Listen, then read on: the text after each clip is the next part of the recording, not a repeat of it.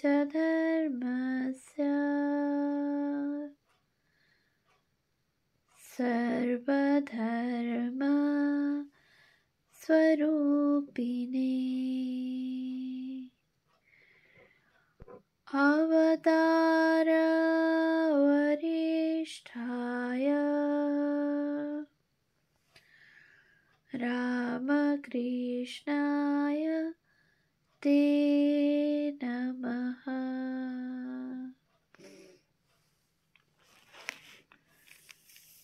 পূজনীয় স্বামী গম্ভীরানন্দজি মহারাজের রচনা অখণ্ড শ্রী রামকৃষ্ণ ভক্তমালিকা গ্রন্থ থেকে পাঠ, পৃষ্ঠা সংখ্যা 494। মাস্টার মহাশয়। ঠাকুর মাস্টার মহাশয়কে প্রধানত শুদ্ধ ভক্তিরই উপদেশ দিতেন। একদিন বলিলেন, দেখো তুমি যা বিচার করেছ অনেক হয়েছে, আর না, বলো আর করবে না? মাস্টার যুক্ত করে বলিলেন, আজ্ঞে না। মাস্টার স্বভাবত লাজুক ছিলেন। নৃত্যকালে ঠাকুর একদিন তাহাকে দাঁড়াইয়া থাকিতে দেখিয়া বলপূর্বক আকর্ষণ করিয়া বলিলেন, এই শালা নাচ। আর তাহাকে শিখাইয়াছিলেন সর্বদা ভগবত আলাপ করিতে। একদিন মাস্টার ও নরেন্দ্র বিদ্যালয়ে ছাত্রদের নৈতিক অবনতির কথা আলোচনা করিতেছেন জানিয়া মাস্টারকে বলিলেন, এসব কথাবার্তা ভালো নয়। ঈশ্বরের কথা বই, অন্য কথা ভালো নয়। এইরূপে সাধুসঙ্গ, নির্জন বাস এবং ভগবত আলাপনের সঙ্গে ব্যাকুলতার প্রয়োজনও তাহার হৃদয়ে দৃঢ়াঙ্কিত করিয়া দিয়া ঠাকুর বলিয়াছিলেন, খুব ব্যাকুল হয়ে কাঁদলে তাকে দেখা যায়। এইসব স্থলে ব্যাকুলতার উল্লেখ দেখিয়া এবং পূর্বে বিচার বিষয়ে নিষেধ বাক্য শুনিয়া পাঠক যেন মনে করিবেন না যে ঠাকুর মাস্টার মহাশয়কে ভাবুকতায় ডুবাইতে চাহিয়াছিলেন। পাশ্চাত্য শিক্ষার ফলে আমাদের মনে যে বৃথা তর্কপ্রবণতা আসে এবং ভগবৎ সম্বন্ধহীন বুদ্ধিমত্তার প্রতি শ্রদ্ধা ও আগ্রহ জন্মে, মাস্টার মহাশয়কে তাহা হইতে নিরস্ত করিয়া ঈশ্বরাভিমুখ সফল বিচারে প্রবৃত্ত করাই ছিল ঠাকুরের প্রকৃত উদ্দেশ্য। তাই তাহাকে বলিতে শুনি, সঙ্গে সঙ্গে বিচার করা খুব দরকার। কামিনী কাঞ্চন অনিত্য, ঈশ্বরই একমাত্র বস্তু। টাকায় কি হয়? ভাত হয়, ডাল হয়, এই পর্যন্ত। ভগবান লাভ হয় না। তাই টাকা জীবনের উদ্দেশ্য হতে পারে না। এর নাম বিচার, বুঝেছ? মহেন্দ্রনাথ ঠাকুরের নিকটে যান, নীরবে সব শুনেন ও দেখেন এবং সমস্ত ব্যাপার ও পরিবেশটি স্মৃতিতে মুদ্রিত করিয়া গৃহে প্রত্যাবর্তনান্তে পূর্বাভ্যাস অনুসারে দিনলিপিতে সংক্ষেপে বা বিস্তারিতভাবে লিখিয়া রাখেন। এই প্রকারেই যথাকালে কথামৃতের সৃষ্টি হয়। মাস্টার মহাশয় প্রথমত নিরাকারেই আসক্ত ছিলেন এবং ঠাকুরও তাহাকে তদনুরূপ উপদেশই দিতেন। একবার মতিশিলের ঝিলে ক্রীড়ারত মৎস্যগুলিকে দেখাইয়া তিনি বলিয়াছিলেন যে নিরাকার ব্রহ্মে ঐরূপে মন নিমগ্ন রহিয়াছে বলিয়া চিন্তা করিতে হয়। মাস্টার সেই পথেই চলিতেছিলেন, কিন্তু অবশেষে একদিন 22শে অক্টোবর 1882 তিনি স্বীকার করিলেন, আমি দেখছি প্রথমে নিরাকারে মন স্থির করা সহজ নয়। ঠাকুর অমনি উত্তর দিলেন, দেখলে তো, তাহলে সাকার ধ্যানই করো না কেন? মাস্টার উহা অবনত মস্তকে স্বীকারপূর্বক তাহারই নির্দেশ অনুসারে ধ্যান ভজনাদি করিতে লাগিলেন। দক্ষিণেশ্বরে যাতায়াত অধিকাধিক হইতে লাগিল। অবসর মতো 2-4 দিন তিনি সেখানে থাকিয়াও যাইতেন। এইরূপে 1883 খ্রিস্টাব্দের প্রায় সমগ্র ডিসেম্বর মাসটি তিনি শ্রী গুরু সকাশে যাপন করেন। এদিকে সাধনা ও আধ্যাত্মিক উন্নতির সঙ্গে সঙ্গে শ্রীরামকৃষ্ণ সম্বন্ধে মাস্টার মহাশয়ের ধারণা পরিবর্তিত হইতেছিল। 1882 খ্রিস্টাব্দের মার্চ মাসে যে মাস্টার মহাশয় শ্রীরামকৃষ্ণ সম্বন্ধে বলিয়াছিলেন, এরূপ জ্ঞান বা প্রেম ভক্তি বা বিশ্বাস বা বৈরাগ্য বা উদার ভাব কখনো কোথাও দেখি নাই, তিনি 1883 খ্রিস্টাব্দের জুলাই মাসে স্বীকার করিলেন আপনাকে ঈশ্বর স্বয়ং হাতে গড়েছেন, অন্য লোকদের কলে ফেলে তৈয়ার করেছেন, যেমন আইন অনুসারে সব সৃষ্টি হচ্ছে। আর তিনি 1885 খ্রিস্টাব্দের জুলাই মাসে জানাইলেন, আমার মনে হয় যীশুখ্রিস্ট, চৈতন্য ও আপনি এক। ঠাকুরের একটি উপদেশের আবৃত্তি করিয়া মাস্টার যখন বলিলেন যে অবতার যেন একটি বড় ফাঁক, যাহার ভিতর দিয়া অনন্ত ঈশ্বরকে দেখা যায়, ঠাকুর জিজ্ঞাসা করিলেন, বলো দেখি সে ফাঁকটি কি? মাস্টার বলিলেন, সে ফোকর আপনি। অমনি ঠাকুর তাহার গা চাপড়াইতে চাপড়াইতে বলিলেন, তুমি যে ওইটে বুঝে ফেলেছ, বেশ হয়েছে। শ্রীরামকৃষ্ণ যখন কাশীপুরে অসুস্থ, তখন মাস্টার কামারপুকুর দর্শনে গিয়াছিলেন। সঙ্গে গরুর গাড়ি থাকা সত্ত্বেও তিনি বর্ধমান হইতে অধিকাংশ পথ পদব্রজে গিয়াছিলেন। সেই পথে সে সময়ে দস্যুর উপদ্রব ছিল, তাই পথিককে সর্বদা শঙ্কিত থাকিতে হইত। তখন মাস্টারের চক্ষে নবানুরাগের অঞ্জন। দূর হইতে কামারপুকুর দেখিয়া সাষ্টাঙ্গ প্রণাম করিলেন।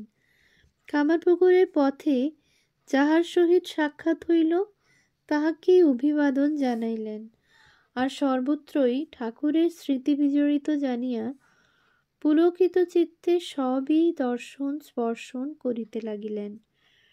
রোগশয্যায় শায়িত ঠাকুর এই সমস্ত অবগত হইয়া একজন ভক্তকে বলিয়াছিলেন, দেখো তার কি ভালোবাসা, কেউ তাকে বলেনি। ভক্তির আধিক্যে আপনা থেকে এত কষ্ট সহ্য করে ওই সব জায়গায় গিয়েছিল, কারণ আমি সেসব জায়গায় যাতায়াত করতাম। এর ভক্তি বিভীষণের মতো। বিভীষণ মানুষ দেখলে ভালো করে সাজিয়ে পুজো আরতি করত, আর বলতো, এই আমার প্রভু রামচন্দ্রের একটি মূর্তি।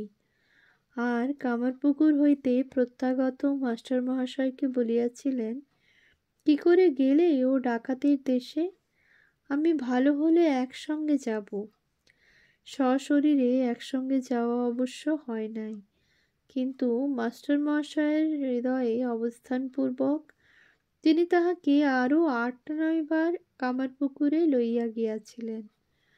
কামারপুকুরের প্রতি মাস্টার মহাশয় একসময় এতই আকৃষ্ট হইয়াছিলেন যে সেখানে স্থায়ীভাবে বসবাসের আকাঙ্ক্ষা শ্রী শ্রী মায়ের নিকট নিবেদন করেন।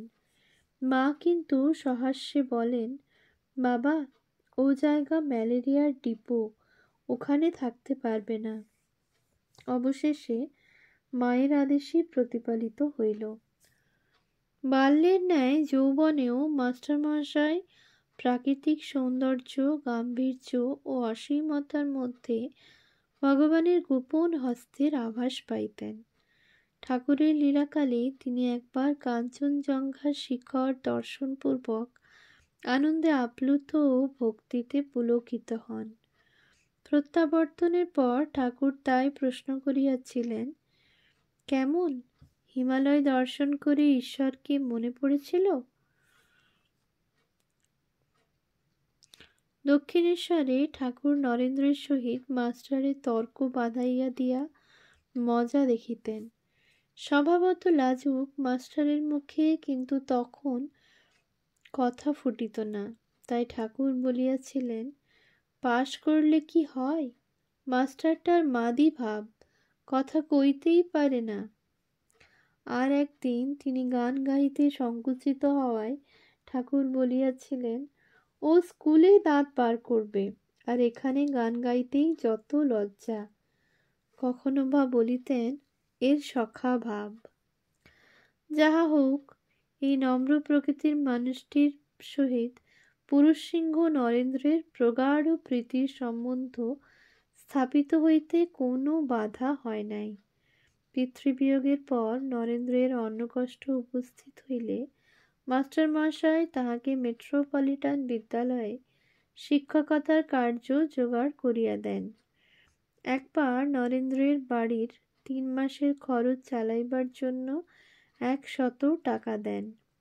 এতদ্ব্যতীত গোপনে নরেন্দ্র জননীর হস্তে টাকা দিয়া বলিতেন, নরেন্দ্রকে যেন জানানো না হয়, নচেত তিনি উহা প্রত্যর্পণ করিবেন।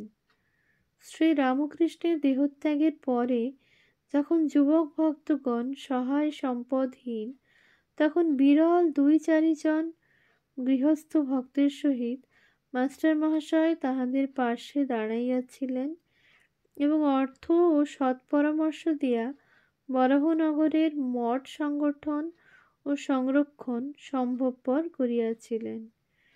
ছুটির দিনে তিনি প্রায়ই ওই মঠে আসিয়া রাত্রি যাপন করিতেন। এই সকল কথা স্মরণপূর্বক স্বামী বিবেকানন্দ পরে একখানি পত্রে লিখিয়াছিলেন, রাখাল, ঠাকুরের দেহত্যাগের পর মনে আছে, সকলে আমাকে ত্যাগ করে দিলে, হাবাতে গড়ির ছোঁড়াগুলো মনে করে। কেবল বলরাম, সুরেশ, সুরেন্দ্র মিত্র, মাস্টার ও চুনিবাবু, এরা সকলে বিপদে আমাদের বন্ধু, অতএব এদের ঋণ আমরা কখনো পরিশোধ করতে পারব না। শ্রী শ্রী ঠাকুরের অদর্শনের পরে জাগতিক দৃষ্টিতে বিচ্ছিন্ন মাস্টার মহাশয় তীর্থ দর্শন, সাধুসঙ্গ ও তপস্যায় মনোনিবেশ করিলেন। এই সময়ে তিনি পুরী, কাশী, বৃন্দাবন, প্রয়াগ, অযোধ্যা, হরিদ্বার প্রভৃতি তীর্থ দর্শন করেন এবং শ্রীমৎ ত্রৈলঙ্গ স্বামী, ভাস্করানন্দ স্বামী ও রঘুনাথ দাস বাবাজির দর্শন লাভে ধন্য হন। তাহার সাধনার ইতিহাস বড়ই চমকপ্রদ।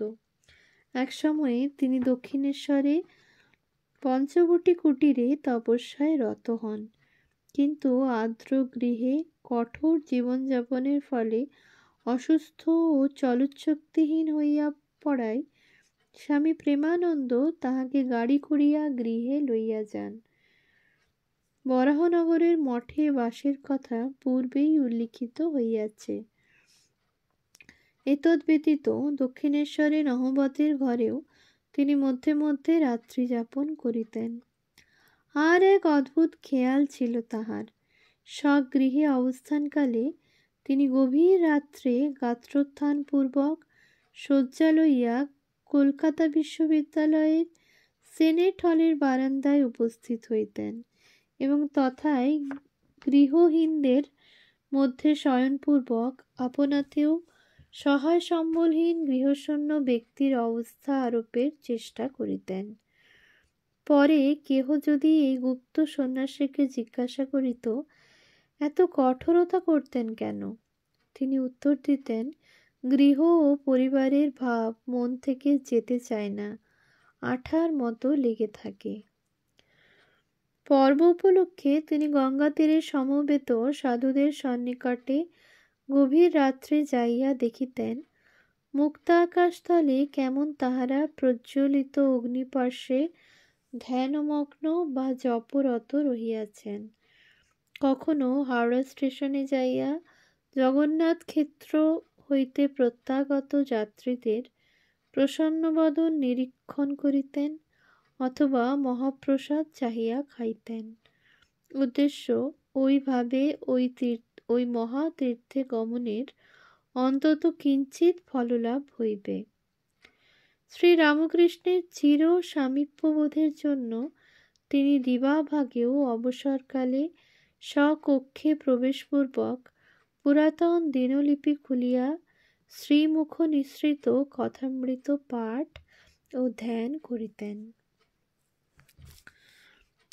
ওম শান্তি শান্তি শান্তি।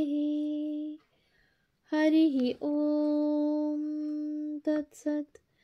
শ্রীরামকৃষ্ণার্পণমস্তু।